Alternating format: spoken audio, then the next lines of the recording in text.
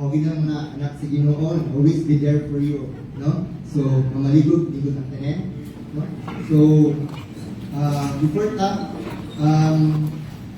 according sa Isaiah chapter 1, verse 18, "Come now, let us reason together, says the Lord. Though your sins are like scarlet, they shall be as white as snow. Though they are red like crimson, they shall become like wool." So, you see, sa passage ng makita ninyo kung unsa gid ka amazing ang Ginoo, no? Unsa ka blessed ka, no? That He is so merciful, gracious, forgiving, loving sa iyang mga anak, no? So, ang gusto niya ko diri ingon siya na let us reason together. So He wants us to talk to Him, no? Like a father and son, like a father and daughter. Let us talk together. Have a father and son or father-child conversation, no? Walay ibang tago. So let us be honest together to God na di ka mamigad na atong i-admit atong mga sala, natin mga shortcomings, no? And He promised na like crimson and scarlet, kung saan siya kapula, kung saan siya ka-obvious nga sala, God na pwede niya ni itanggalon ang sala, no? I-erase niya, i-remove iyang moon as white as snow, as clear and pure and bag of like a wool, no? So kani mga igsuon, let us admit our sin and let us admit to Him our shortcomings, na wag ni matago sa iyang mga mata, sa iyang mga dunggan, madunggan din niya ang ato mga hunahuna, issues, mga mali na kuan, mga wrongdoings, no?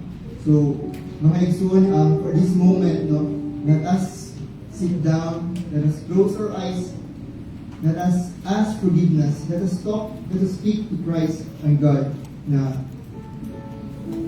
we have to admit and acknowledge our sin, that He is always there for us. Christ is our hope in His blood, that God will also remove all our sins. Let us ask forgiveness, repent, and confess to God.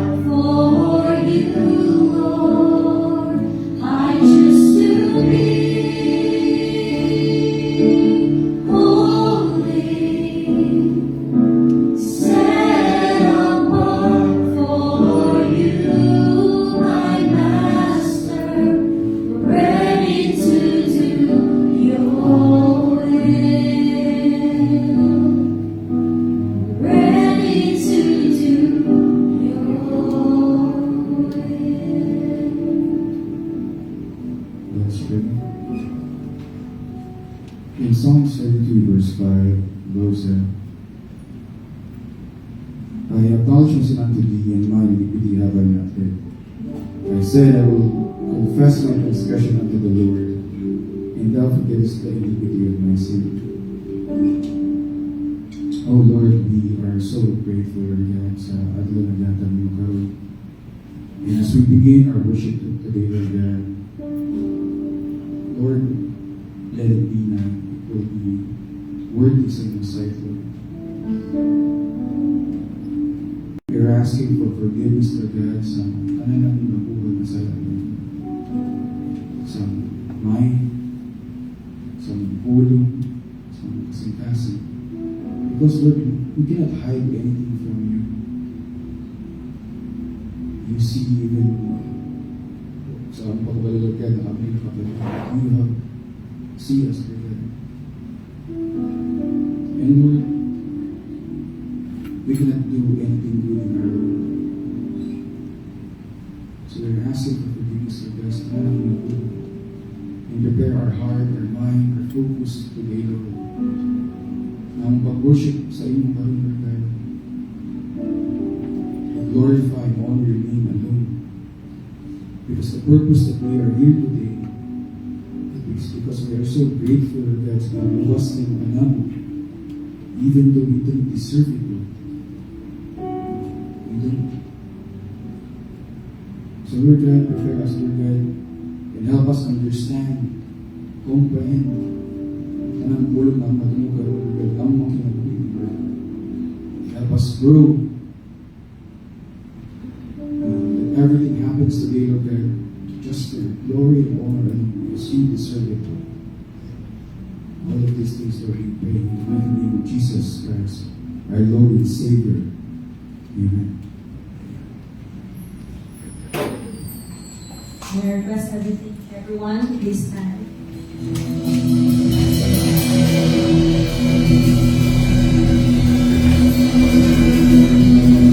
The same God redeemed us, gave us new life, is alive and reigning today. No matter what we face, we stand on this truth. Our Redeemer lives. Because He lives, we have hope, victory, eternal life in Christ Jesus.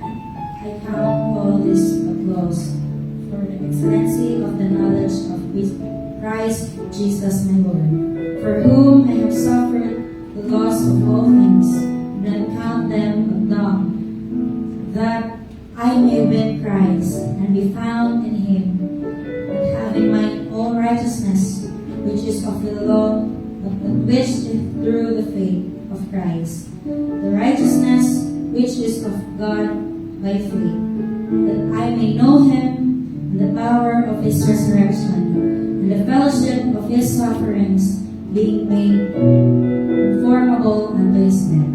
I sing the song, Christ.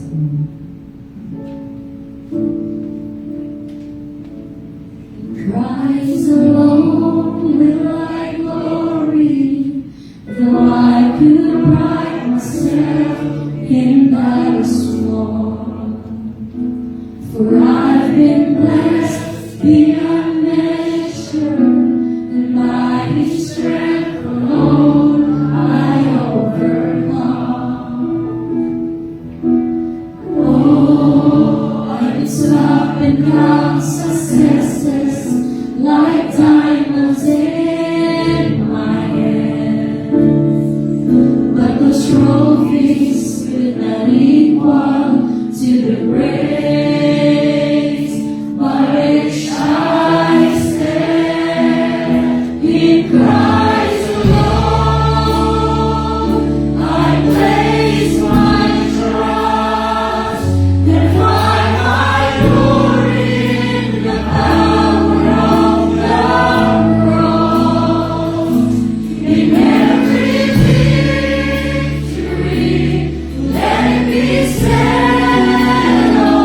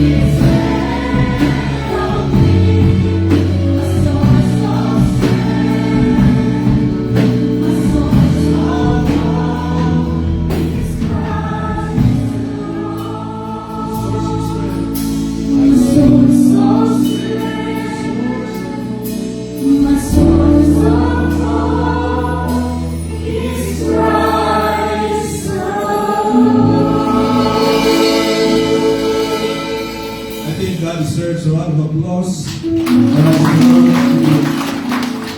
Hallelujah. Heavenly Father, Lord, we are here today. Set aside a day for you, the day that you have commanded us to make it special or holy, because this is your day. Every day is your day. But this day, Lord, is a very special day where we stop from our work, from our studies, for anything that is secular, to go to where you are in your house, to honor and worship you and sing songs like this, because you've invited us, because you have told us, because you have instructed us to set aside a day just for you. You deserve this day. Deserve this time. Because we'd like to meet you here, encounter you through the power of your word, through the work of the Holy Spirit, to be reminded of the gospel, the precious truths from your word that is preached or taught, or your word that we sing, inviting us today. Christ is more than enough for us, and Him alone. If you talk about salvation, Christ is enough. His perfect life that He granted to us, to our account. His perfect sacrifice on the cross that paid all our sins.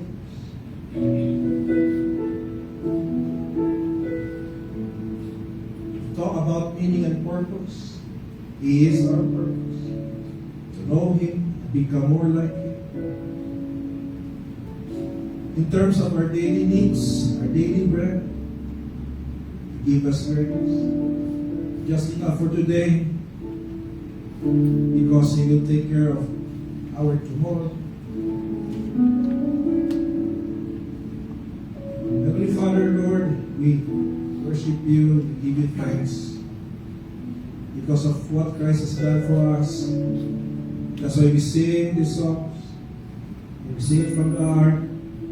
When we say Christ alone, it is Christ alone. Not only that, we sang that because on ang kanta for today, but because we have experienced it, because we have sensed it and felt it, and we went through life and went through circumstances that made us conclude that Christ and Him alone is all that we know. And Heavenly Father, today we are here to worship you, to honor you, and to listen from you, to hear from you. Ang nabuhat kanina sa Sunday School, what great truth we have learned. Kanina about the harmony of the gospel and the law. And what makes the two harmonious, the law and the gospel, is Christ. And today, Heavenly Father, shortly, we will listen to your word again. Because we can never get enough of your word. Because, Heavenly Father, aming kulang. If we are not exposed to your word, if you don't feel on your word, kung pwede lang every day magtigom para maminaw sa iyong word na itudlok, na exposit, na i-proclaim. Shortly, we will listen to your word again. And we will exalt Christ and honor Him. Because He is our greatest desire, our greatest pursuit. To know Him and become more like Him. Because that's exactly the reason nga nung you save. Not just that we'll escape hell, but you save us because you want us to become more like you. The image of you in us na na-corrupt sa sala, na na-pervert sa sala, you are slowly restoring it, making us more like Christ every day. For your word, that's exactly what we do today, Heavenly Father. We pray everything we do today, we give you great honor and delight. Said in your words that you dwell in the praises of your people. We claim that, we believe in that, Heavenly Father. You have searched our hearts, you have confessed our sins kanina. May not be a perfect confession, but that is exactly the desire, the cry of our hearts. Lord, forgive us, cleanse us. We have sinned. We have sinned. and that you would restore the joy of our salvation. That's our prayer. We mean it. So, Father, Lord, I pray that you bless everyone who is here, the youngest to the oldest, the members to the attenders, visitors, and friends of Bethel Church. Pray that you bless us more and more. That you know exactly how to bless us and what to bless us. Because you exactly know what we need. So, Father, Lord, I commit all these things. Bless you. We bless your name today. We pray that you bless us. This I pray in Jesus' name. Amen. Ito na.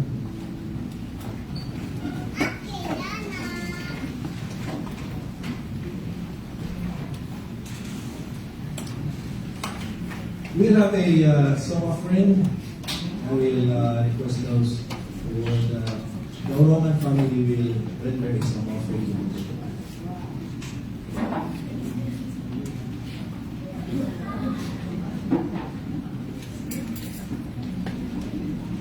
The title of our song is The Longer I Serve.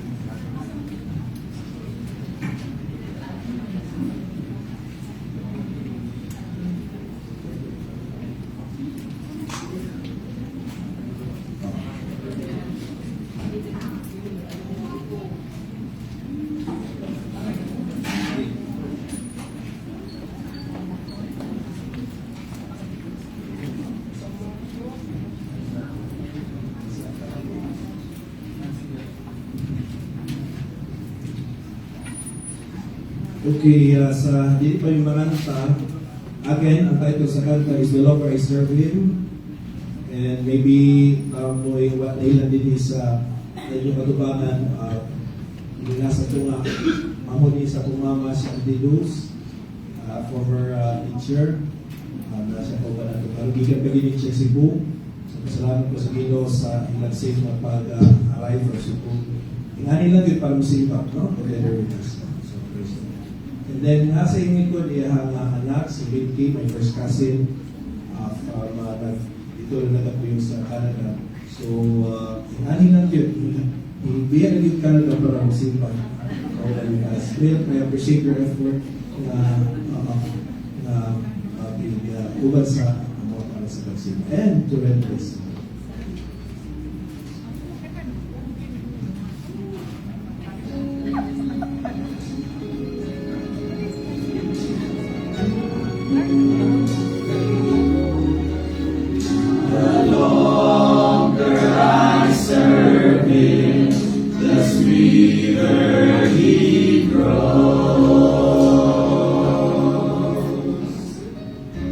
Since I started for the kingdom, since my life he controls, since I gave my heart to Jesus, the longer I serve him, the sweeter he grows. The longer I serve him, the sweeter he grows. The more I love him, such love he bestows. Each day my eyes overflow.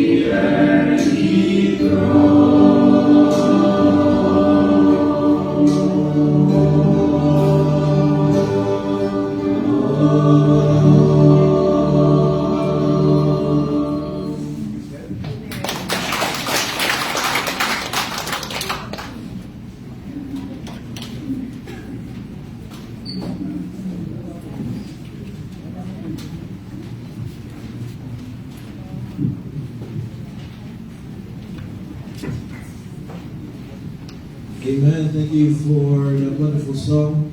The longer I serve Him, the sweeter He grows. And I hope and pray that you like that song. And it has been a song that you have been singing all these years sa life sa Apple Church. Happens to be also one of my favorite hymns. The longer I serve Him, the sweeter He grows. And I hope that's not just a song. It's an experience. It's something that is real.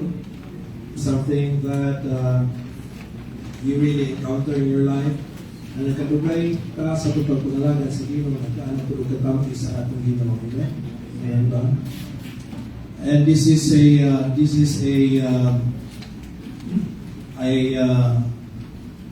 song that is connected and related to our message for today. But before I'll go to the message and expound to you our sermon, I would like us to sing our song for this message, and that is entitled, Lord, I Want to Know You More. We will sing this again after the sermon as we respond to it. But let us just sing it first to make you familiar with the song. Okay, so may request, asa na ito itong pianist? Nawala naman. Naman ito siya kanina.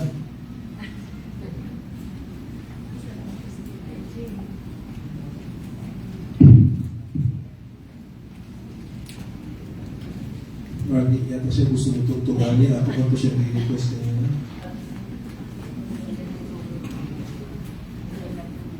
But anyway, maybe we can do that later. Okay, so the title of this message is Forgetting Which Are Behind and Reaching Forth to Which Are Before. Can we say that together? Ready, go. Forgetting which are behind, reaching forth to which are before. And it's based on Philippians chapter 3, verses 13 to 14. This would be a end of the year sermon. And next Sunday, I'll be preaching another end of the year sermon. Because it's almost the end of the year, and somehow to really prepare us for the next year. Kanaganing idea nga before magsugod ang New Year, maggaan kayong feeling kay murag na empty na nato tanan nga kailangan nato i-empty so that ready ta sa next year. And nag-aisip ko og gwapo nga text for an end of the year in the sermon, and one that came to my mind is this one because of the words forgetting, which are behind, and then kanang word nga reaching forth, which are before, which is about the new year. Kining this year is katong forgetting which are behind. Pero as I studied this passage, I came to the thinking na dako kay chance nga whatever it is in your mind may not be what the verse really is saying. No? Pero somehow we can still apply this to our, of course, ang tanang ginapangsud sa Bible is para maging sa tuwa, applicable gina sa ato ang kinabuhi, no? Okay? So, that is what I would like to share to you this morning. Pero nana ba atong pianist? Nana? Okay, sige. But let us first sing this song, Lord, I Want to Know You More. Marag warm-up sa ito ang pagpamina sa puro sa Ginoo. Kasi this one is really related, connected to Philippians chapter 3, verses 30 to 40. Okay, I requested my wife to really back me up para hindi kanta. Hilig ko kanta lang dinihilig sa kuha. So, paminaman lang more orienting this sa kuha. But just want to really lead you to this song. I don't know if you know this song, maybe some of you.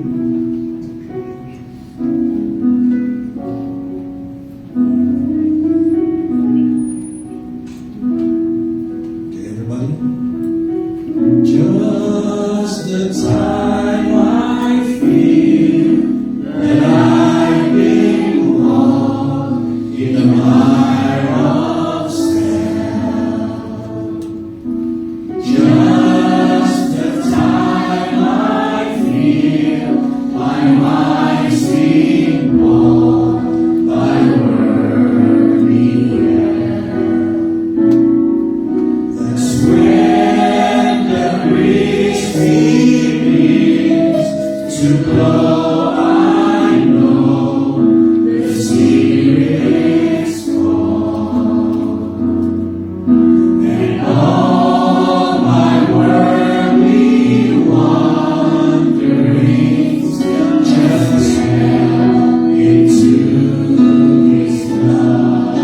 Everybody in chorus.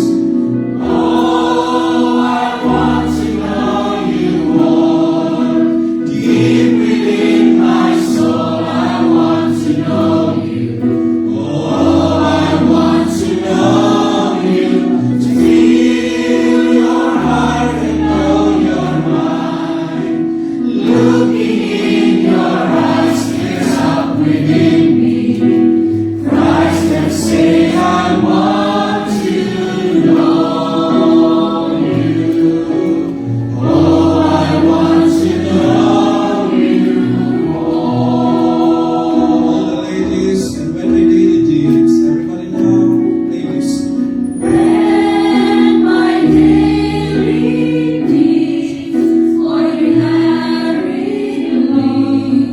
looks like this song, Heart begins to bleed.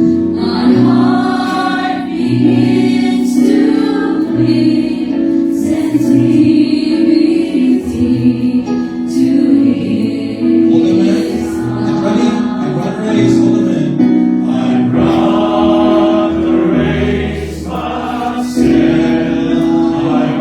Face and face a shattered soul. Now the gentle arms of Jesus. Now the gentle arms of Jesus warm my heart to behold.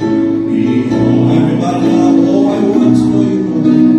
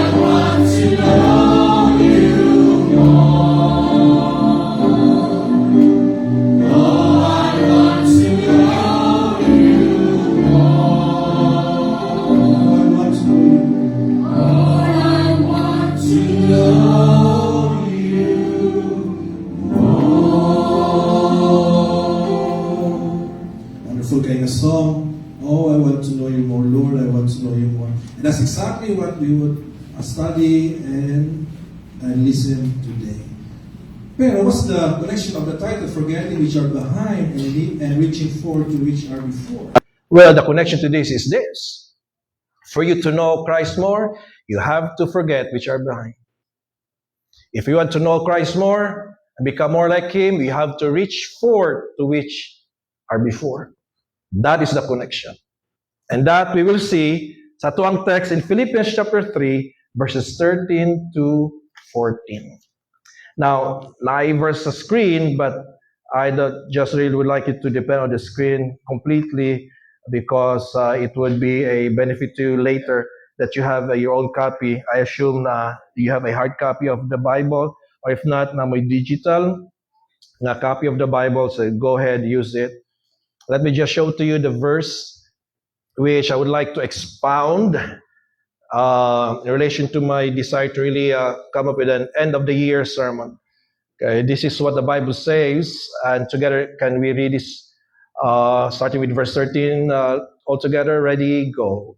Brethren, I count not myself to have apprehended, but this one thing I do, forgetting those things which are behind, and reaching forward unto those things which are before. I press toward the mark for the prize of the high calling of God in Christ Jesus. Heavenly Father, speak to us through your word. Enable me, Father, to speak out your word. Speak through me. Have mercy on me, O God.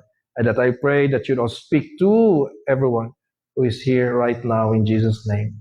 Amen. And so you have here the text for this message. And before I expound on it, I just want to give an idea about the epistle of Paul to the Philippians, some little mga information about it, about the letter of Paul to the Philippians. Letter is another word for epistles. Maybe you're wondering what is an epistle. An epistle simply means a letter, an old word to mean letter.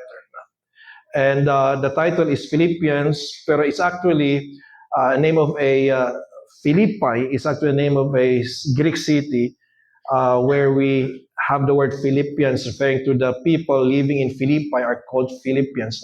Marabaog, Filipino is what you call those who are citizens of the Philippines. And Philippians are what you call those people who live or who are citizens of Philippi. Philippi is a name, originally a name of the king of Greece, si King Philip II. And in this Greek city, nagtukod si Paul usa ka church dito, gisent out siya from his mother church, from his studying church, and started a church in Philippi. That's why there was a church in Philippi sa iyang time. And that's why it's called the epistle to the Philippians, because this epistle was originally written for the Christians living in Philippi. Though it was originally addressed to them, but it has also relevance, significance to us today. Because after all, if you read chapter 1, verse 1, hindi lang ito isinulat for the Christians in Philippi, this is written to all who are saints in Christ. And Philippi, as a city, was the first town there, the city in Macedonia where Paul established a church. Okay. Now, who is the author and the date? Of course, the Apostle Paul wrote this epistle, and it was written during his first imprisonment at Rome, somewhere between AD 60 to 62. Kaduha man gud na priso si Paul sa Rome. And in his first imprisonment, this was when he wrote the epistle to the Philippians. Ang iyang first imprisonment was simply a house arrest. Dito lang siya gipriso sa usa ka balay. And dito di siya kagawas dito. But he was free to receive visitors. He was free to roam around within that house. But the second imprisonment would be fatal for him. It would be a tragic imprisonment, because that would be his last imprisonment, because that's when he would die at the hands of Nero, the emperor of Rome, and he would be beheaded because of his faith in Christ, because he would not stop preaching Christ, and he was brave and courageous to preach Christ even at the point of death. He did not back out from preaching, even if he was threatened to be executed. He was beheaded. Last Sunday or the other Sunday ba yun, when I preached, last Saturday, when I was preaching sa Thanksgiving and anniversary service ng ating mission sa Madang, I also talk about, it's in the text, man God. I preached from the epistle of Peter to the Christians scattered abroad, somewhere in Europe. And I can have that also tell them na Peter was talking about sufferings and testings, and the ultimate test good sa atong faith sa Ginoo is dying for Christ. And Peter also experienced terrible, tragic, painful na way of dying. He was crucified upside down. Iyang ulo na sa ubos, iyang tiil na sa taas. Just exactly what Christ said to him before ang Ginoo miadto balik sa langit. Pero Paul, his head was cut off, and ay basket nga nagulat dito sa ubos, kay dito mahulog iyang ulo. Amazing, grabe kayo, And while I was making this sermon and reading through kanang books regarding the background of this episode, I can't help but say, piting layo ara gyud ko. I would just be talking to myself. Piting layo ara gyud sa akong pagka-Christian, sa mga Christian sa unang panahon ay. Kay kining gamay lang ang mga inconvenience sa discomfort, ora natag feeling na to, gi-persecute na ta, no? Or mura ba og ka ng, patay layo ra gyud sa suffering nila before because there's no comparison at all. Siguro tungod kay we have lived a kind of a world ba na everything is commercialized, everything is business, everything is material, everything is about us. No? And so that even sa atong pagpangalaga sa Ginoo is still about us. Even na atong pag-serve sa Ginoo is all about us. Di ako ubay ka na church kaya way mitagad na ako. Di ako ubay ka na, di na ako mangalad sa Ginoo kay nanay. It's all about us. We forgot na ang pagpalad sa Ginoo is about Him, not us. Na ang purpose sa life is all about Him, it's not about us. No? And I think siguro, kaya makondisyon itong mind, especially sa mga bago magpa-baptize, sa mga next batch of new members, I think kailangan gid sila ma-inculcate, ma-orient na gid sila daan na ang ilang pag-join sa church is not dili na kadali, and it's not just a commitment that they do for the church, but they do it for Christ. No? Motong na isa sa mga men nato na istorya na ako, and sabi niya, Pastor, dugangan siguro na itong katang 5 questions guys sa gusto magpa-member na before sila magpa-member, dapat answera nila itong 5 questions after sa Bible study. Dugangan siguro na ito na isa pa ka-question nga, kanag yung dito gid na ito, masala, makita kung tininuod ba ginang ilahang pag-follow sa Ginoo by joining the church. And I said, okay, sige, so man po na, ay ikaw nang bahala pa. So, ibalik na po niya sa ko ang iyang gisuggest. So, okay, sige, ako na muna na maayo. And then I said, so, nagkita mi balik, and I said, nana ko yung naisip mga question, sama na. Ikaw nung mga question. And kaya di ba naman tayo mga questions that you go through and answer. Number 1, what do you believe about salvation? And then follow-up question, number 2 is, do you believe you are actually saved na? Number 3, what do you believe about baptism? And why do you want to be baptized? And then the next question is, why do you want to join Bethel Church? Remember? And then ikalima is, if you become a member of the church, what ministry would you like to be involved with? And then the 6th question, nga i-add na to sa mga bago mag-baptize. And the question is, kay gusto man ka mo join sa church, willing ba ka na mamatay para sa Ginoo? Willing ba ka mamatay para kang Christ? No? Ang sama na ito ng idugang sa pangutana. Mo na ikaunong nga question. No? And then, ikapito is, unya na itong ikapito, kinilas ang ikauno. Kaya matod pa ni Jesus manggod, to be a disciple of Him, you must deny yourself, carry your cross daily, and follow Him. Ang pag-join mo sa church is following Christ because He commands us to join His church.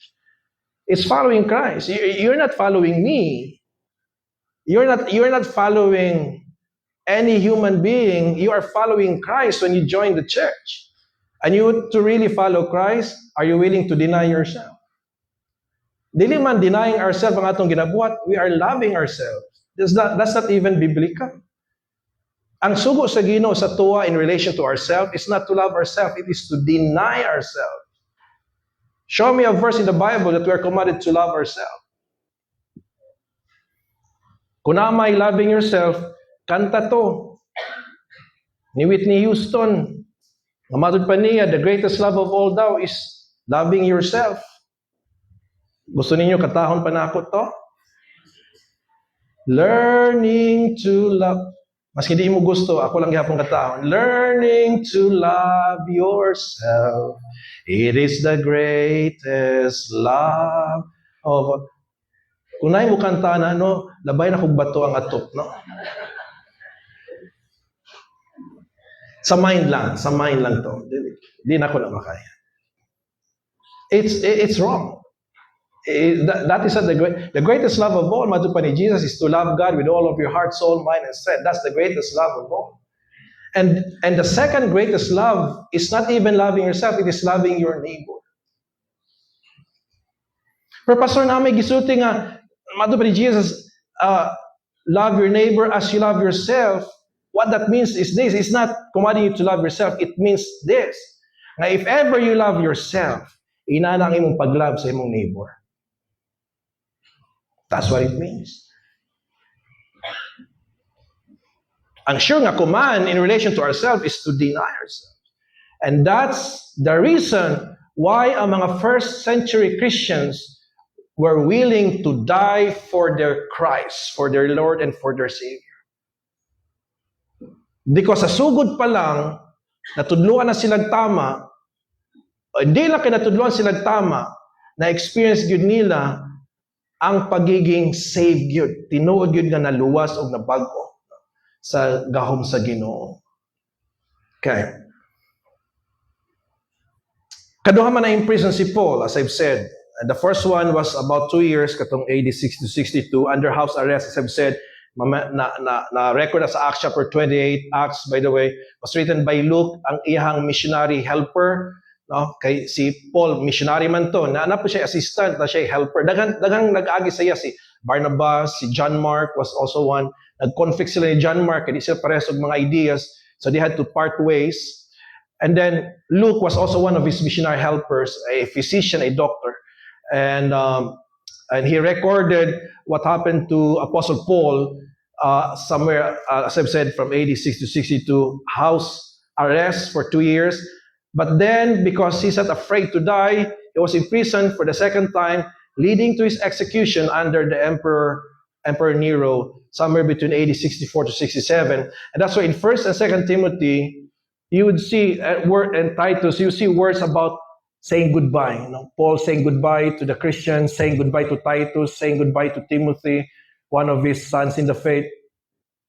And then dito ninyo remember tong words nga gisulti ni Paul na I am prepared na, I have fought the good fight, I have finished the race, I have kept the faith, etc. He was ready, he knew he was about to die again at that time. And so 1st, 2nd Timothy and Titus siya.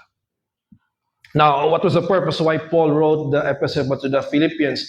He wanted to express how thankful he was sa mga Christians sa Philippi, the gift that they gave to him in support sa iyang missionary work, and that you would see in chapter 4, verse 10 to 18. And he also wanted the Philippians to know nganong iyang ingnan si Epaphroditus. Epaphroditus, by the way, was a member of Philippi church, and he was instructed by the church to minister to Paul's iyang house arrest sa Rome, send food and other material needs.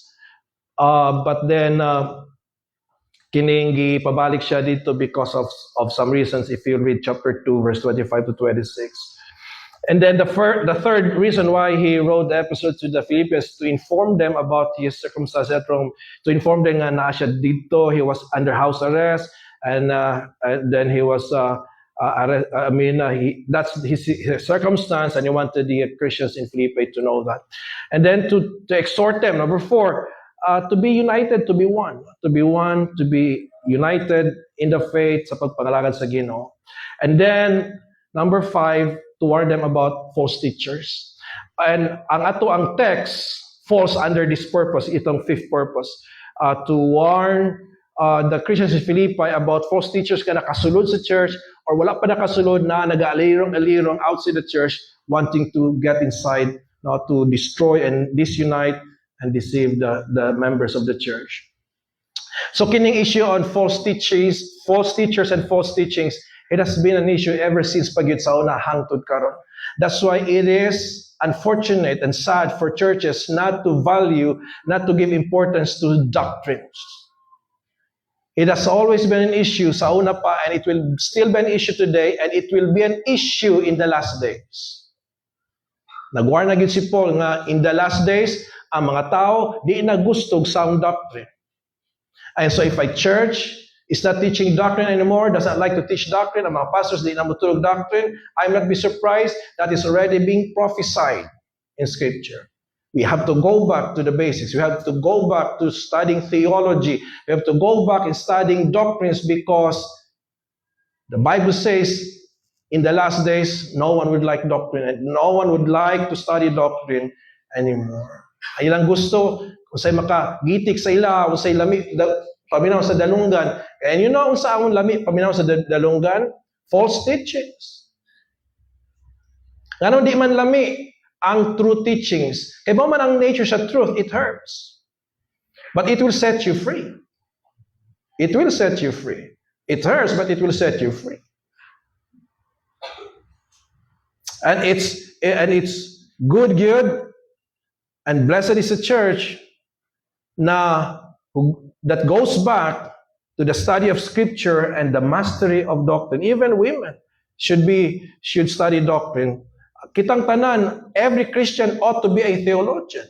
Di lang malalaki, di lang mga pastors ang mga theologians. Everyone should be a theologian, including mga young people and mga babae.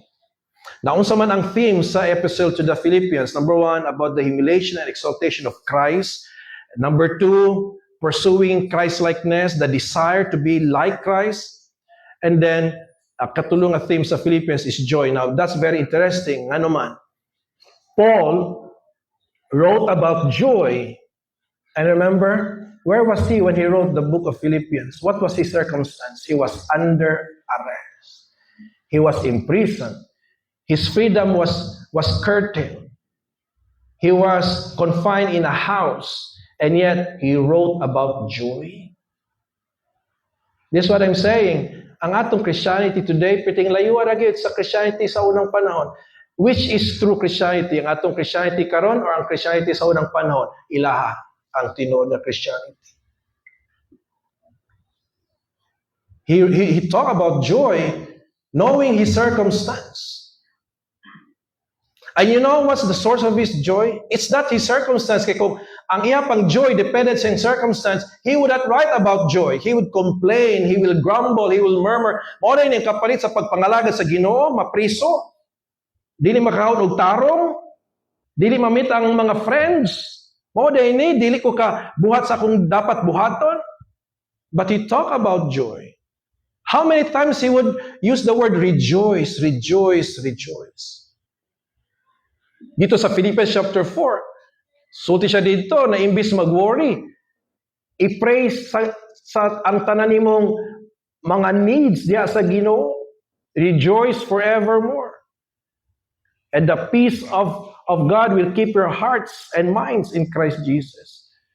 So it's all about Christ, it's all about pursuing Christ, it's all about learning how to be joyful in Christ. That's the theme of the epistle to the Philippians. So if you're struggling with joy, read the epistle to the Philippians.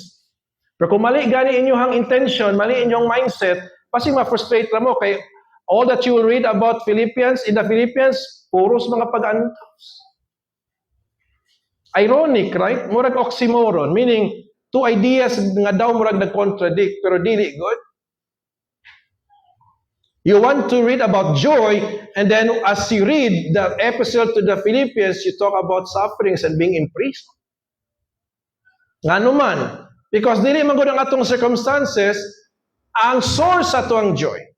Ang source ato ang joy si Jesus Christ.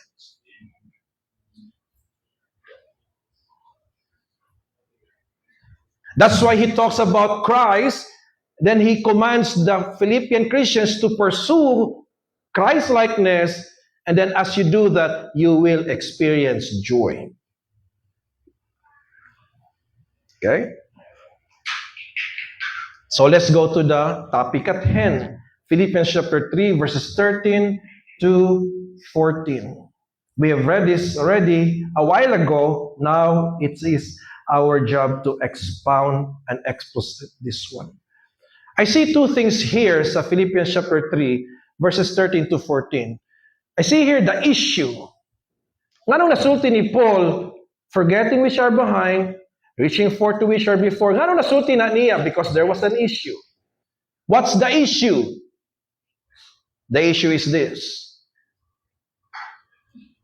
Naamanggoy something nga wala pa na-apprehend ni Paul. The word is apprehend. Notice verse 13. Brethren, I count not myself to have apprehended. That's the issue. Na something sa life ni Paul na wala pa niya na-apprehend. The question now is this. Kung sa may meaning sa word apprehend, it means to take hold. It means to grasp. It means to lock in. It means to possess. It means to capture. O na sometimes kining word nga apprehend mo nang gamiton sa mga news reporters o sa mga policemen when nasa ni madakpan nga criminal, what do they say? They have apprehended a criminal, meaning nadakpan, na-capture. Sa verse 8, ang gigamit ni Paul is win, to win. Sa verse 11, ang gigamit nga word is to attain. So, 3 words referring to the same meaning. Apprehend, win, and attain, which all of those 3 means to take hold, to grasp, as I've said, to lock in, to possess, to capture. That's what it means. So, unsa maning kaning wala pa na take hold ni Paul. Unsa maning wala pa niya na-grasp, wala pa na lock in sa iya, wala pa niya na-possess, wala pa niya na-capture, unsa man ni?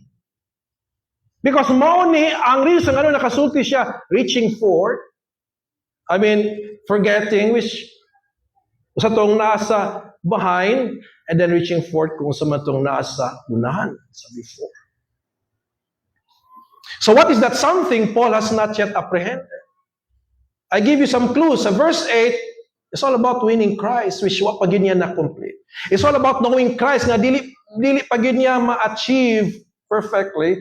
It is to be more like Him, like Christ, which ongoing pa. And it is to be perfect like Christ, which obviously, dito naman guta sa langit na perfect, right? And so to sum up all these 4 clues, nga makita nimo sa verse 8, sa verse 10, o sa verse 12, kanang something nga wa pa na-apprehend ni Paul is knowing Christ and becoming like Him perfectly. That's what he meant. When he said, nga wa pa na ako na-apprehend. Therefore, madupa niya, I will forget, I will reach for. Okay. But good news is this. Although sa part ni Paul, wala pa niya na-apprehend si Christ, but Christ naka-apprehend na sa iya.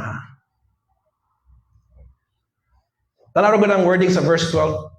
Not as though I had already attained, either were already perfect, but I follow after, if that I may apprehend that for which also I am apprehended of Christ Jesus. Wala pa niya na-apprehend si Christ, but Christ had already apprehended him. Meaning, Christ had already had a grasp on him, Christ already had a hold on him, Christ already possessed him, owned him, captured him. Meaning, doon na ako sa process of knowing Christ, but He has already known me. Though I have not yet really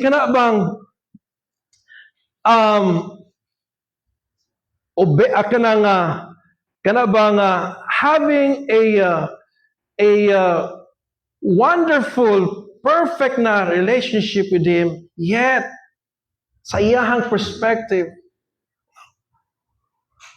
He is enjoying me. He has relationship with me. Now, wala ko Paul is not talking about salvation by works. No? Di na mo yung pasabot din. So, in what way? In what way ta na-apprehend na ni Christ? So, before we found Christ, He found us already. Before we know Him, He knows us already. That's why sabi ni Paul, though I'm still in the process of knowing Him, but He has known me. Though I was lost, but He had found me. In what way, man, that Christ already had a grasp on us? Like so, before the foundation of the world, when God the Father in Christ Jesus predestined and chosen us to be saved someday, He already had a grasp on us. He already had a hold on us. Kaya unsa may i-purpose sa Ginoo kanun automatic matuman man gyud na, is just a matter of time. It is as good as nahitabo na. So when God chose us para ma-save ta someday, though wala pa ta na-save, pero mura na ta good as saved sa iyang mind. And nothing and no one can stop whatever He is planning for us even before we were born. And one of those plans is for us to know Christ someday. So sabi ni Paul, though there's still this striving and this struggling to know Christ, but praise God, I don't worry about that because Christ had known me already. And that is enough for me. My son, Dili man ang atong pagdawat sa Ginoo mo'y nakaluwas nato, ang pagdawat man sa Ginoo sa tuwa maoy nakaluwas nato. And dili man ang kita ang naa sa to ang pagdawat sa Ginoo kay di man kita man nakasala. We are at His mercy. If ever we are saved, it will depend on God if He will accept us or not. Kay kita biya ang mibiya sa Ginoo. Kita biya ang nagrebuilde, kita ang nagsukol, kita ang nagpakasala, kita ang nagdisobey, kita ang nag-offend, kita nag-dishonor, and then aron nga mag-work ang atong relationship with Him, it will depend on us. No, it depends on Him. Yang Ginoo kay gusto kita niya pasilon, gusto kita niya luwason, pero si mahimo kay gahi kay tagwil, kay kasing-kasing. Ang luyas Ginoo, siya na ang na-hurt, siya na ang na-offend, siya na ang na-violate, siya pagid ang maningkamot. Siya pagid ang maghulat sa tuwa kung gusto nato anytime gusto nato, no? That's the good news. That is the gospel. Now karon, kay mao man ang gospel, the gospel is all about Christ finding us, not us finding Him. It's all about Christ accepting us, not us accepting Him. This same gospel is telling us today, now that you found Christ, know Him. Know Him, obey Him, follow Him. And as you do that, you will become more like Him. Now, why is it that knowing Christ will make you more like Christ? Because when you know Christ in Scripture and you discover the wonderful things about Christ, you cannot help but love Him more and more. And who you love the most will make you more like that person. Sa panahon ng mga magtiayon nga, love kayong isa't isa, pareha silang mga nawo. Kabantay mo, ang magtiayon nga through the years, grabe kay ang love sa isa't isa, madugay, maparehas ilang mga nawo. Sa una layo pa man kaayo to, karon mura silang kambal. Have you noticed that? And have you noticed this also? Kapag ang isa kuwao na sa Ginoo, it will just be a matter of time ang isa musunod sa. Na explanation sa sociology o psychology. Mura tag mga lovebirds. Have you noticed lovebirds? When one of the birds die, the other bird will die shortly. And I noticed that sa human observation ako sa mga tao. Dili siguro tanan. But there are also cases like that, many cases. Ang ako na-remember sa akong readings was this. Because there is love and you love that person so much and he loves you so much. Now there is a part of you nga naa siya diha. So that pag mawala siya, kanang a part mawala siya. And you're not whole anymore. And so that's an illustration of what I said kanina na the more you know Christ, the more you begin to love Him. And the more you love Him, the more you become like Him. Okay?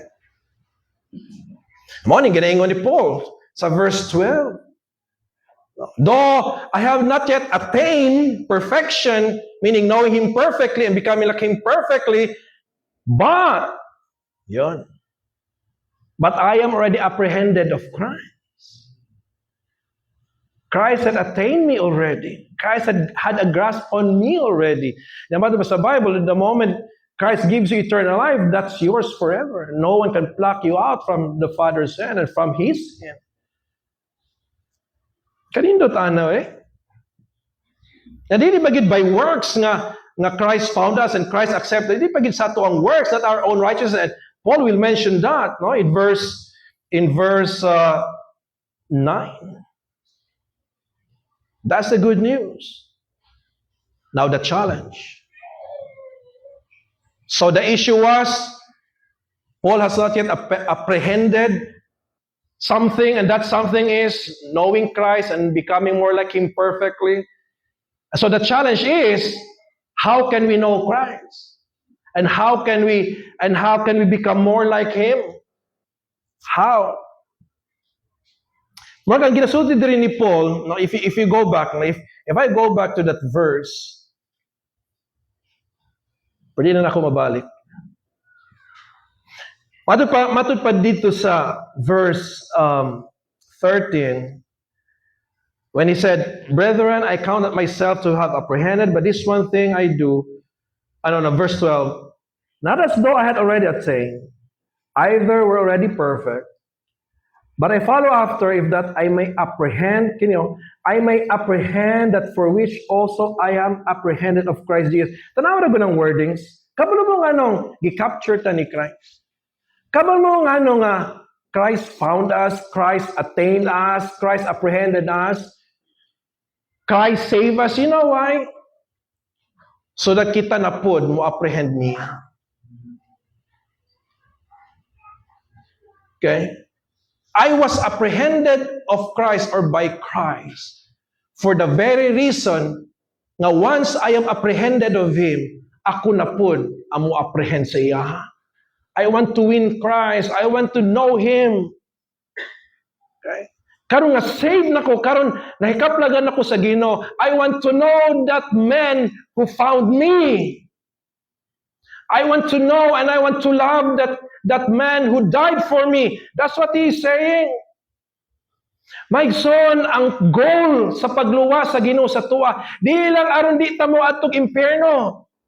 The reason why God save us, aron iyang i-restore ang image ni Christ nga gibutang niya sa tuwa when He created us, pero na-pervert or na-distort tungod sa sala. The purpose of salvation is to restore the image of Christ in us. Not just nga di ta maadtong impyerno, but to restore the image of Christ. Nga naa sa tuwa, nagibutang sa Ginoo, paghimo niya kang Adam ug ni Eve, pero na-pervert, na-corrupt tungod sa sala. And God's work of salvation is to restore that image slowly but surely. It's more than just not going to Him. It's all about becoming more like Christ. That is the goal of salvation. And kung naamoy thinking nga maura na ang purpose sa salvation, di mo atog impyerno, kisa may gusto mo atog impyerno? Ang tao, wagi tao nga naluwas kay sa reason nga, on the basis nga di siya gusto mo atog impyerno. Kaya pati may gusto mo atog impyerno.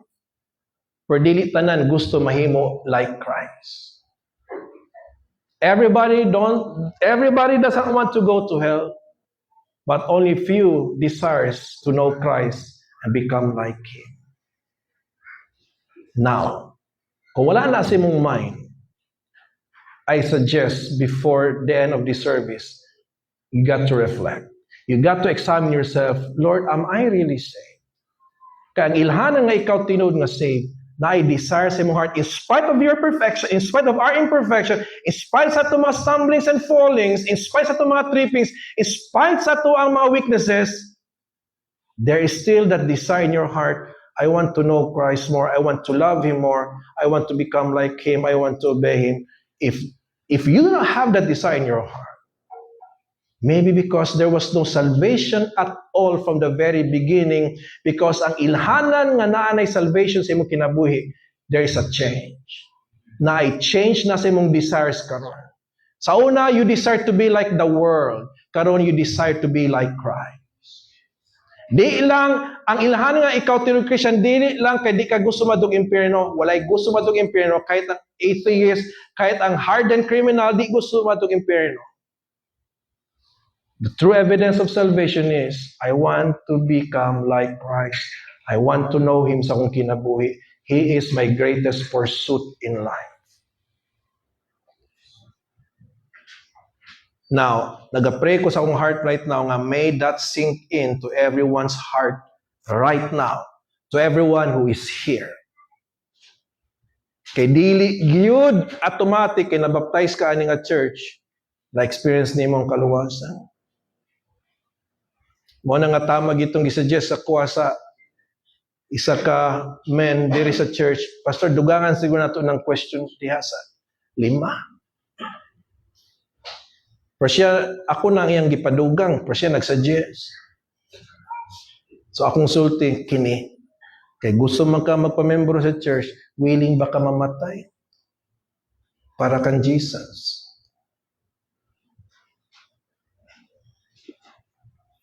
So how do we apprehend?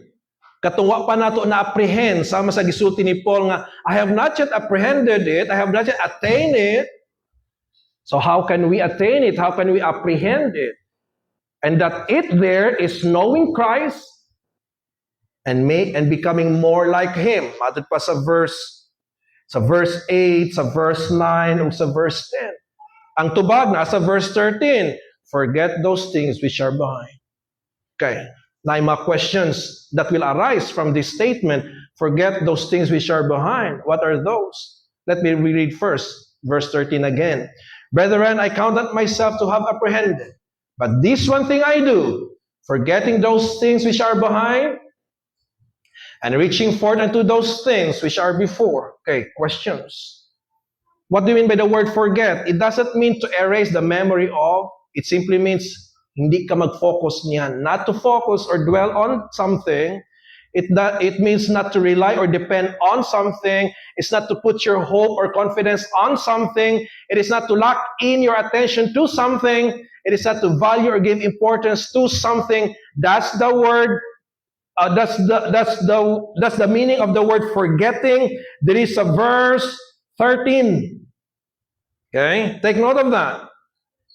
Now, ang question is, forget what? Unsa may i-forget nato? Unsa may meaning? Unsa may di nato i-focus or tagaghalaga? Unsa man na?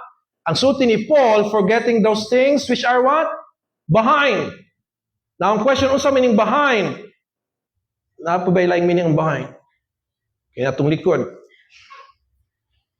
Pero unsa may ginapasabot ni Paul aning behind nga we should forget? Answer. Kato mga things sa life ni Paul which before he put his fleshly confidence on. Aron mag-gain niya ang approval ni God, ang favor sa Ginoo, ang salvation, ang acceptance sa Ginoo, o ang righteousness. That is what Paul was talking about when he said, forgetting those things which are behind. Kaya kato wala pa na-save si Paul, dako kay ang pagsalig aning mga butanga, naabi niya, mao'y makapaluwas niya. And what are those things? Ang answer may son, naa sa verse. Atrasta, naa sa verse 4, hangtod sa verse 6. So verses 4 to verse 6. Let me read verse 4. It's on the screen. Though I might also have confidence in the flesh, if any other man thinketh that he had whereof he might trust in the flesh, I more. Kung na may tao nga nagasalig siyang sarili, ako to. Basta baw pakwana nila, kay nagi ko yung reason why I should be confident on myself. Then in verses 5 and 6, he will enumerate those things nga madto pa ni Paul which are behind where he used to put his confidence on so that he can be right with God, para he could have God's favor and so forth. And what are these? Verse 5, look at this. Circumcised the 8th day. That's his first credential nga iyang gisaligan most before siya na say. Circumcised the 8th day, meaning he went through the rituals and the traditions of his religion. Kay para ka mabilong sa ilang religion, kung lalaki ka, kailangan ka ma-circumcise on the 8th day since ka ba tao. Yan na, dili na siya na physical significance, na siya spiritual or religious significance. Pag na-circumcise ka on the 8th day, you belong to the religion of Israel called Judaism. Yung mga proud ka ng mga Hudiyo, kay sila na ba sa ilang thinking tinuod, sila lang ang pinili sa Ginoo. So kung may someone nga na ay reason nga magsalig sa sarili, ako to, first, na-circumcise ko on the 8th day. Unya, Israelite pag ko of the stock of Israel, of the tribe of Benjamin, Israel, chosen nation. I am part of the chosen nation of God. Di lang kay chosen nation of God, part siya, but he belonged to a godly tribe called the Benjamites, of the tribe of Benjamin. Kaya dili ba, Si Benjamin naman tong wala nagluib kan Joseph, right? The rest, giaway nila si Joseph, pero si Benjamin, tong buutan, kamanghuran nila, right? Tong 12 sons of Jacob. And then he said, I'm a Hebrew of the Hebrews. Meaning, kuan gyud siya, ispiso gyud nga, Hebrew gyud, nga na-immerse gyud sa kultura sa mga Hebrews. Unya sa pag-obey sa law. He belonged to a priestly order called the Pharisees. Mga Pharisees, stricto kayo mo-obey sa law. Di lang ang moral laws, kundi mga ceremonial laws. Ya silang idol sa mga tao sa unang panahon. Every mother of a Jew nga boy dreams of his son or her son nga mahimong Pharisee someday.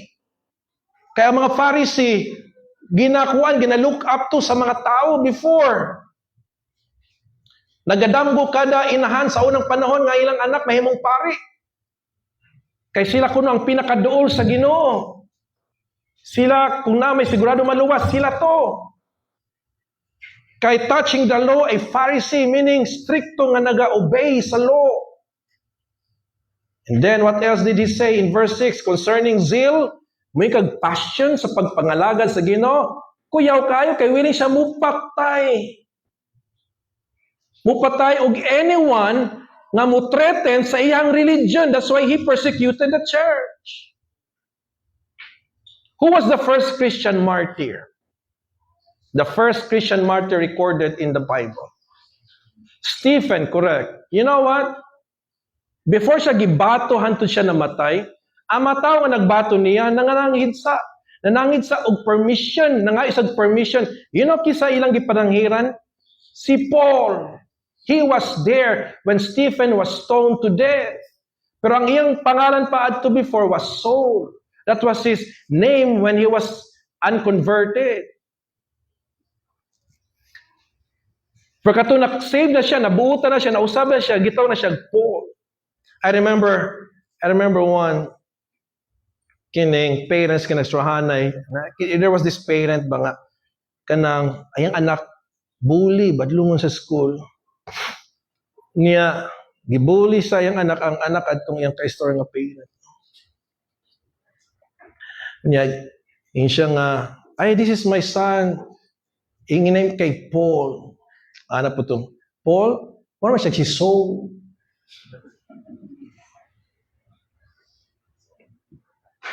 Kaya lagi badlungan. So when we talk about zeal or passion sa iyang religion, ay grabe. Hyper kayo. He will kill anyone who will threaten his religion. Kay natukod ba sa Ginoo ang iyang church? So nahimo siyang kompetensya or threat sa Judaism, ang religion sa mga Jews. The touching righteousness, which is in the law, kung sa iyang sulti siyang sarili, he was what? Blameless. We talk about morality, moral uprightness, wala gyud masulti ang tao sa iya, he was blameless. At least externally, at least in the outside, he was blameless. Mabitaw nga gina kasab-an gyud ni Jesus sa mga Pariseo, kay ginan gyud niya mga Pariseo. Kamo ba? Maayra mos gawas, pero inyong heart full of corruption. Inyong sanina puti kayo, napay robe nga dagko kayo.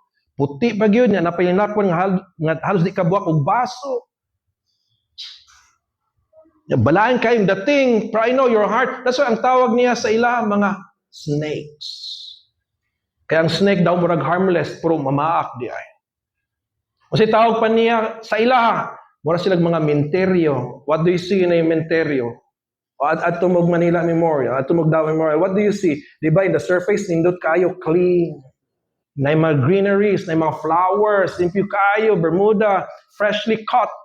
Pero saan makita ninyo 6 feet under the ground. Di ba, corruption, decomposing bodies?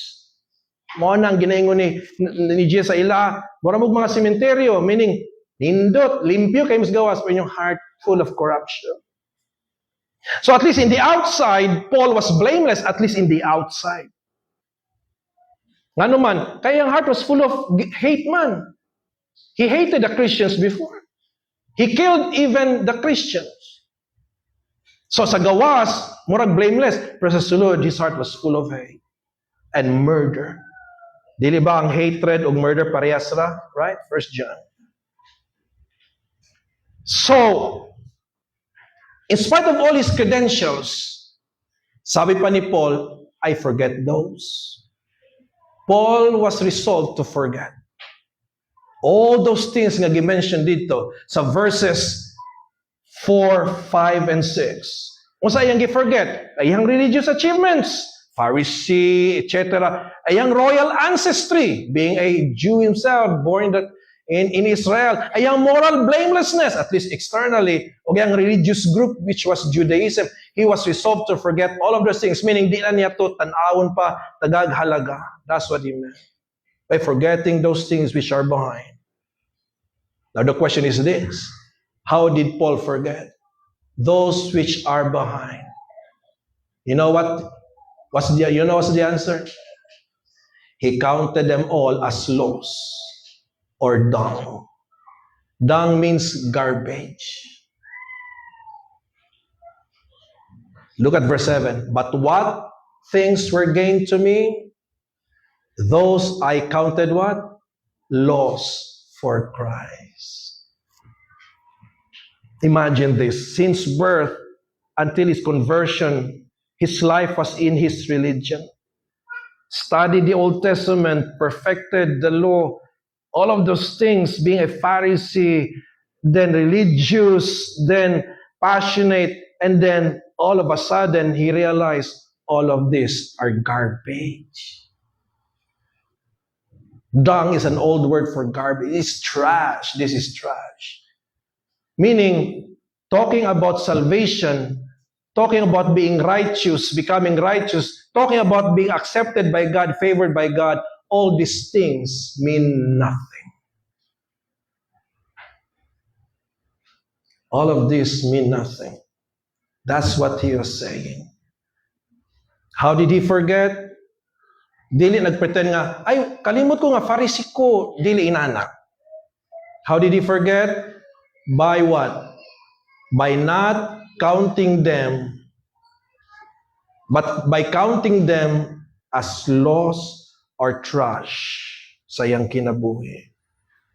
That's why he said in verse 8, yeah, doubtless, and I count all things but loss, for the excellency of the knowledge of Christ Jesus my Lord, for whom I have suffered the loss of all things, I do count them but dung, that I may win Christ. Wala lang siya na-satisfying by using the word loss sa first part of the verse. Iyag yung giusba na pod, but this time he used the word dung to emphasize. Kini useless ni, di lang useless, this is trash. This is trash, this is garbage. Wow, very strong word. Very strong word. Now the question is this: how can Paul forget those which are behind? Since birth, hangtod siyang conversion, that was his life. How could he forget? How could he just say, this is trash, this is nothing for me? How could he do that? Because of Christ. When he discovered, when he knew that the knowledge of Christ is far more excellent knowledge than any knowledge in the world. When he realized that Christ is the one true Lord, when he realized that Christ is his real meaning and purpose, when he realized nga iyang righteousness dili day makapasave niya kundi ang righteousness ni Christ nga i-credit sa iya by faith, then he said, all of these things are lost. Christ is enough for me.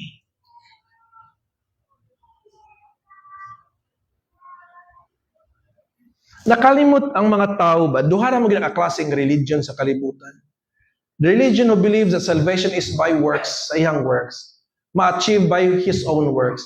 Or religion that believes that salvation is purely by grace, based on the works of Christ, received through faith in Christ. Duha ra gid ang klaseng religion. Regardless of the name, there are only two kinds of religion: those who teach salvation is by works, or salvation by grace. Paul belonged to a religion who teaches that salvation is by works, by obeying the law and so forth. And then he was converted to a religion nga nagtudlo nga no, it's not by your works, but by the works of Christ on the cross. His perfect obedience of the law na i-credit sa imuha as if it's yours when you put your faith or trust in Christ. Nalimtan man gud sa mga tao nga nadiri sa pikas sa kampo nga aron mas save, and if they really would like to be saved by works, it's not just nga nakahimo kag works and then that is already enough. No. That you should be able to do works, good works, perfectly. The issue is not, can you do good works? The issue is, can you do good works perfectly? The issue is not, are you good? The issue is, are you good perfectly? That's the question. Kaya ang sulti sa Bible, matapos sa James chapter 2 verse 10, even if you're able to obey 9 of the 10 laws of God, if you fail to obey just one, in the sight of God, you are still guilty before Him. In Matthew chapter 5 verse 40, the Bible says, if God our Father is perfect, you should be perfect too.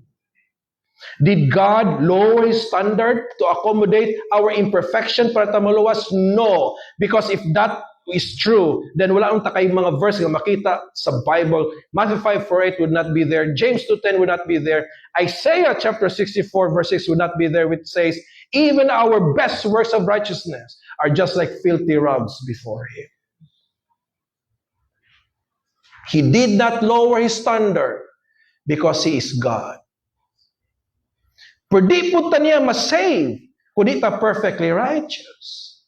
So how could He save and forgive someone who can never achieve His standard? The answer is through Jesus Christ.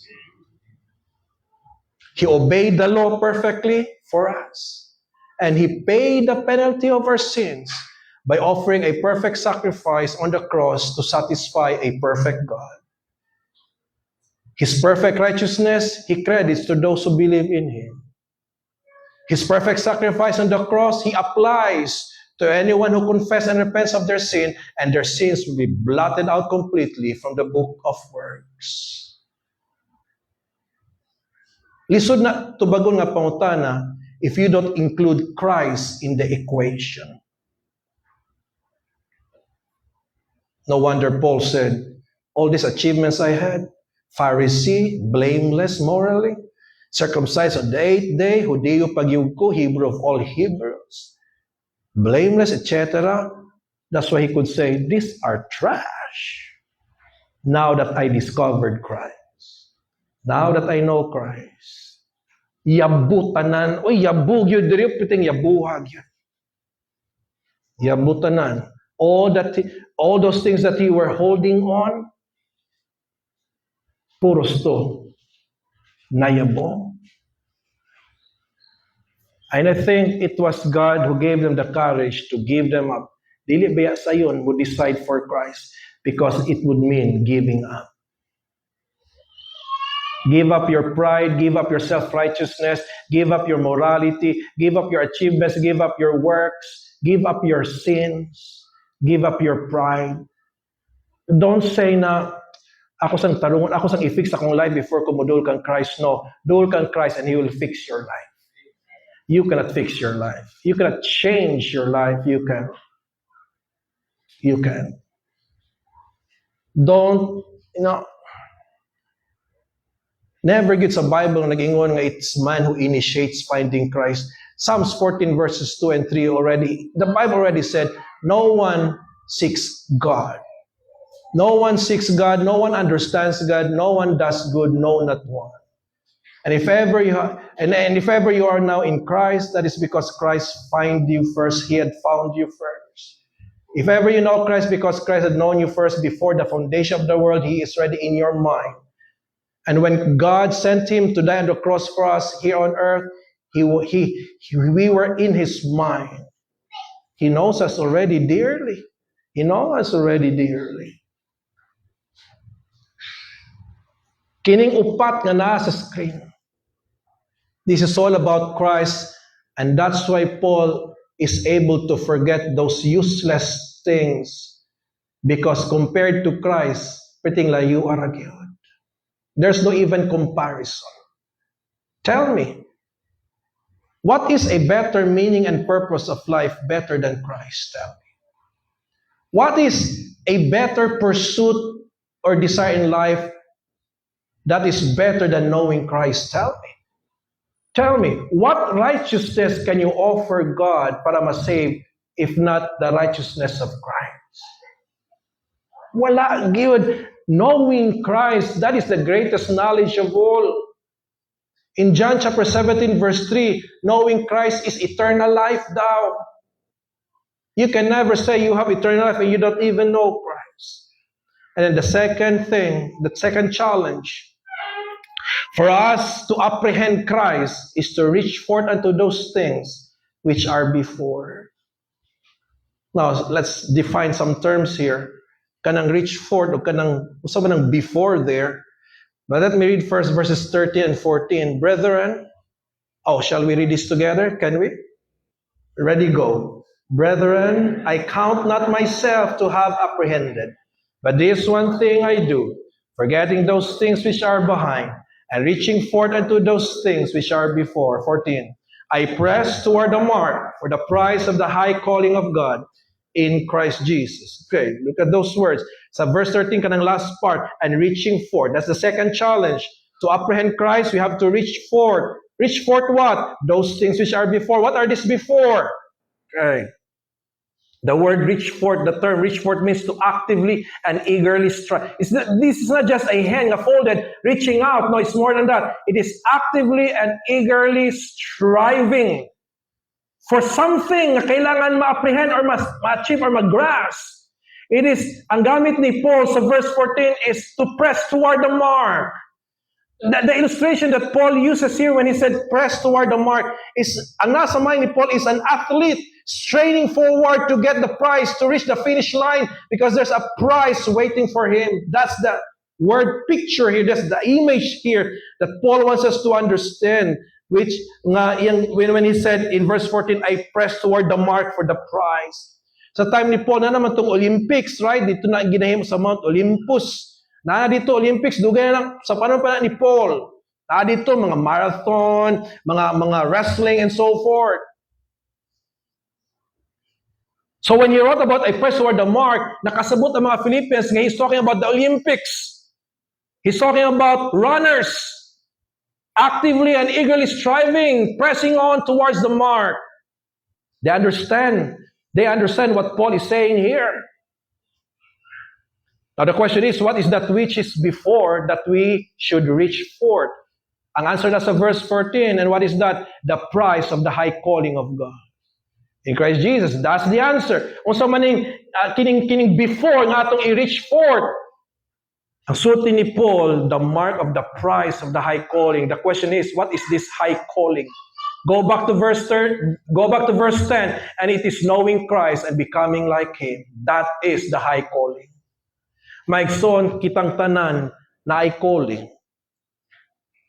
Ug mao ni ang pinakataas nga calling sa tanan, and I want this to be clarified with you. Ang pagka-pastor is not the highest calling. All of us are called with this highest calling. And what is that?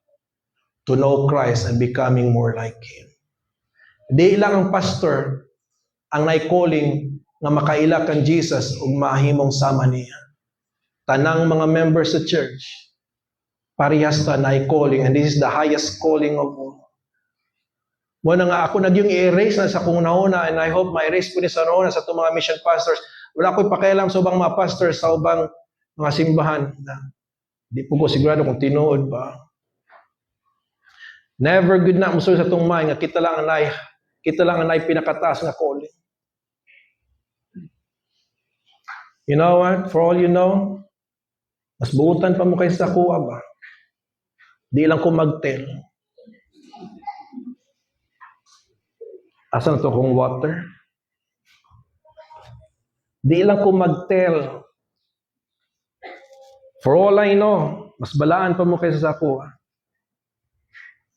Talk about regrets. I have plenty of regrets in life.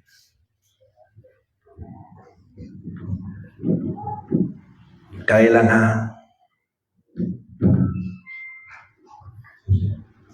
Ang mura gitay man ako da, nato'y alarm.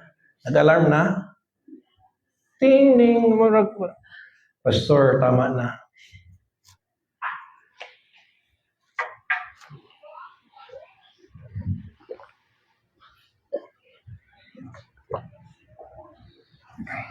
Sa tinood lang. And some husbands here, for all I know, are better husbands than me. For all the fathers here, for all I know, you are better a father than me.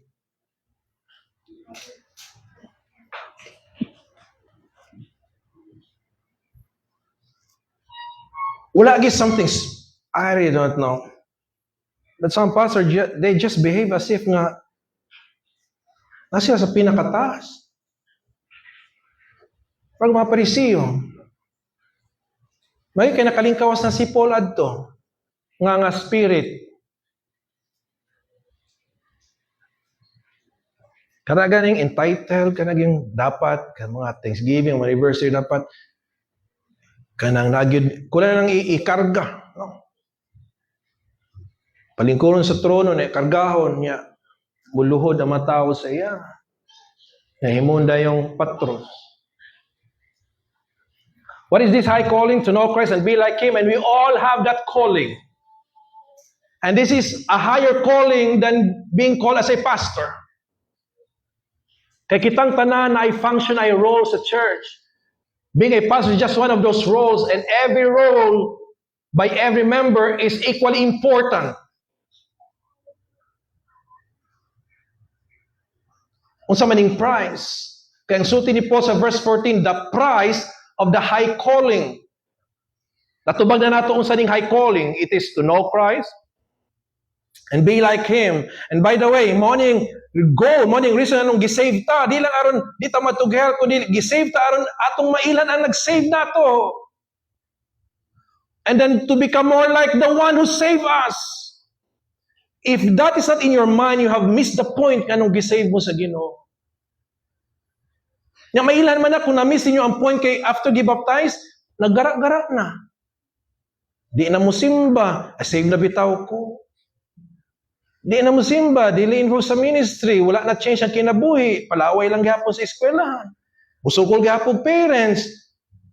Kasabot ba mo nga nung giluwas mo sa Ginoo? Or basig wa gid mo pa naluwas, and therefore today is your decision to repent of your sins and believe in Christ. Because ang condition, ang call sa Ginoo for salvation is to give up your sins, repent of your sins, and believe in Christ who is your Savior. Anya ayaw kaulaw nga magpabaptize utro. Ngano mabaptize mo? Kay kung nabaptize ka before, pero wala ka kasabot sa salvation, wala ka balo nga nung gisave ka, there was no salvation at all, ang imong baptism was invalid. O sana inahitabo di ato pastor katong baptism, naligo lang ka adto. Naligo lang ka, naglumos-lumos ka. Nagilumsan po ka sa pastor. Ako ba to? Ako ba tong nagbaptize nimo? Naligo ra, nabasa ra ka adto, but there was no baptism. And don't be shy, don't be afraid, you're doing this for the Lord. If you say, Pastor, I would admit, I don't understand anything about salvation, naguban-uban lang ko adto kay daghan mi adto nagpapatize bibo, sabay-sabay lang ko pa dili ula. Pero karon Pastor, nasabtan ni gid nako. The goal of salvation is salvation, who is Christ, and why good works cannot save me. Pastor, gusto ko ma-validate, mahimong via akong baptism, I want to baptize now. Now I understand. Don't be shy. Don't be afraid. You're not doing this for everyone. You're not doing this for the people. You're doing this for the Lord.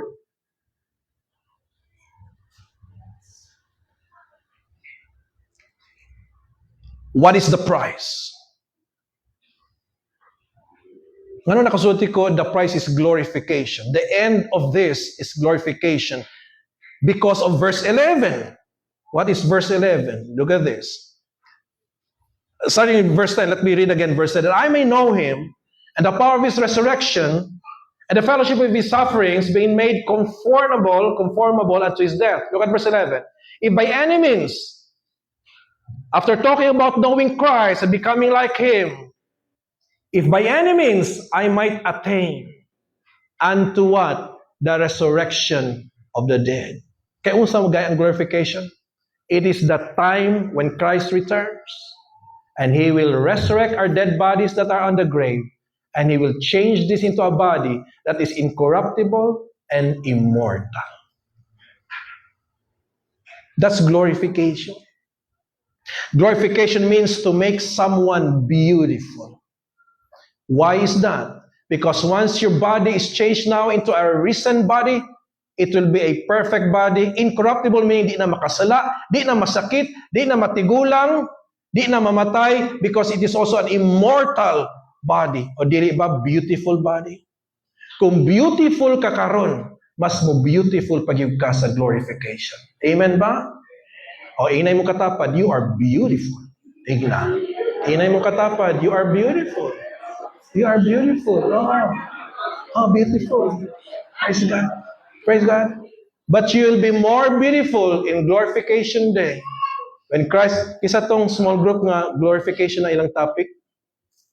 What was that small group nga? Inyo ha, Jel, no? Glorification ang yung topic last week. Right, I remember. Dito natunan, it's a spiritual body. I want to recall, a heavenly body. A body fits for heaven. A powerful body, a glorious body, an immortal body, an incorruptible body. Natunan namo to sa small group. You should be in a small group, by the way. No? Kay ang lessons nato sa small group, naka-design yun na for spiritual growth, maturity, and paglingon. Design na siya, di na siya randomly chosen ng mga topics. If by any means I might attain unto the resurrection of the dead, that is the end of knowing Christ and becoming like Him. Glorification. In glorification, finally, katungwa na apprehend ni Paul, ma-apprehend na niya, he will become Christ perfectly. Di ba ang sisulti ni Paul, I have not yet apprehended. O sa ito yung gisulti nga, wa pa niya na-apprehend, knowing Christ and becoming like Him perfectly. Now, sa glorification, matuman na. Verse 11, unto the attainment of the resurrection of the dead. By the way, sa mga believers, ma-resurrect po sila. From sulti ni Jesus sa John chapter 5, it will be a resurrection unto damnation. Ma-resurrect po sila, mabanaw po yung lawas. Kabihan po lawas nga di mamatay, for dito sila ibutang sa impyerno forever.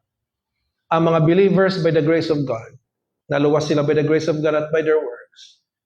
By the way, when we say, I believe I'm saved, you're not boasting about yourself as if ikaw nakasave sa mong sarili. When you say, I am saved, we say that humbly because we know it's only by the grace of God we are saved.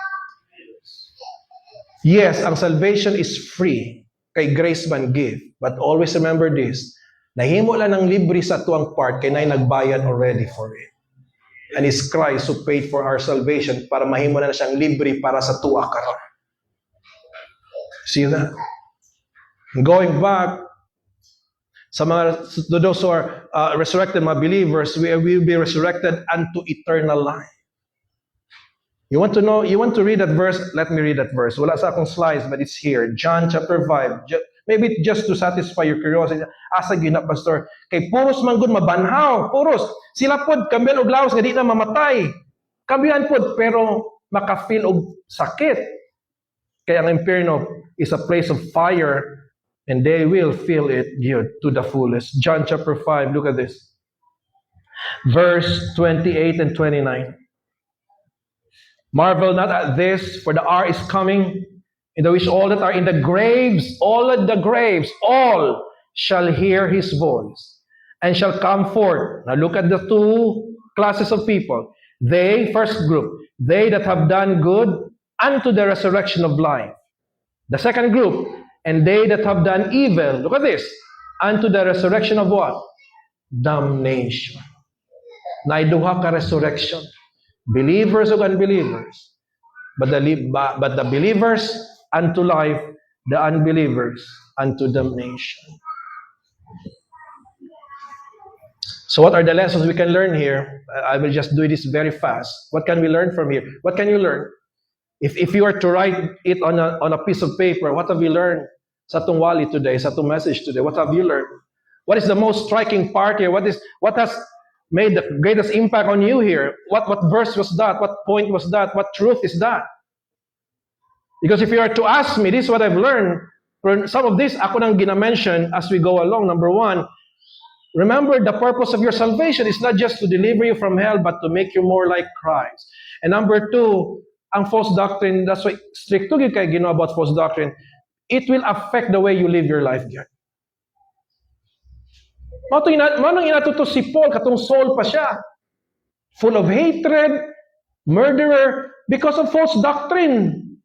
Patanawa, katulad-tudloan siya sa true doctrine, nahimong humble, nahimong gracious na change. Doctrine matters.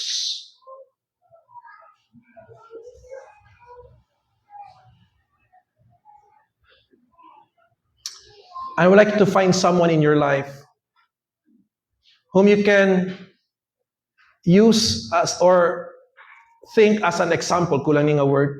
Find someone whom you can use as an example for living the Christian life. Kada ganing sama kang Paul nga makita gyud sa iyang life nga ang iya yung greatest desire sa iyang life, the way he talks, the way he acts, the way he behaves, the way he make choices, and the choices he make, makaingi ka nga iyan yung purpose in life is to know Christ. Do you know of anyone like that? Because I would like you to emulate that person. I want you to use that as an example for you to follow. Is it your dad? Praise God, you're blessed. Is it your mom? Praise God, you're blessed. Is it your older sister or brother? Praise God, you're blessed. Is it a friend? Kauban mo sa church? Praise God. Is it an uncle or an aunt? Praise God. Ayaw lang kunin yung mong example. Ha? And next lesson, be an example yourself. For all you know, daghang na bless imong life because they see eternity in you. They see Christ-likeness in you. Be an example. Members of this church, di lang ta pwede magsigilag receive. Serve pud ta sa uban. Give pud sa uban. Na kay na ilang nga struggling, spiritually immature. What can you do? Be a friend. Be a true sister. Kumusta ha every week? Nya, libriha siya og kanang kuan, green coffee. Talk mo dito.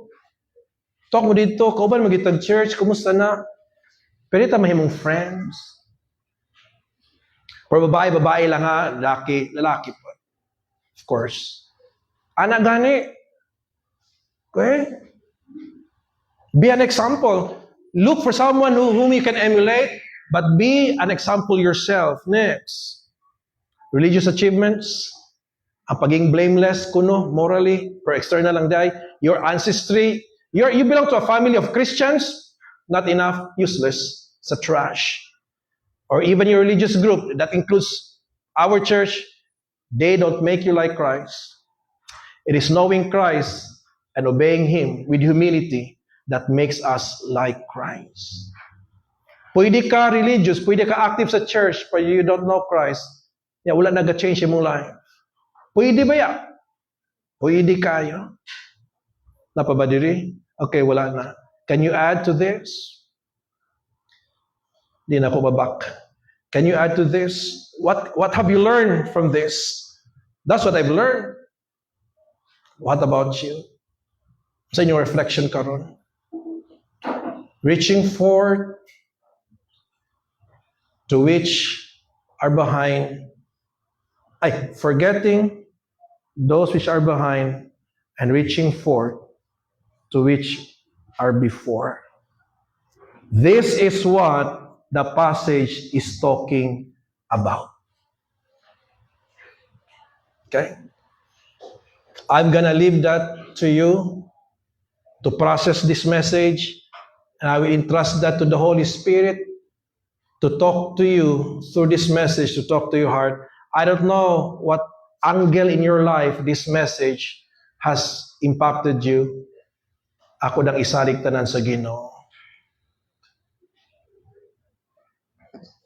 Shall we sing that song one more time? Lingkod lang ta. This time we're gonna sing this from the heart now. We understand what that song means.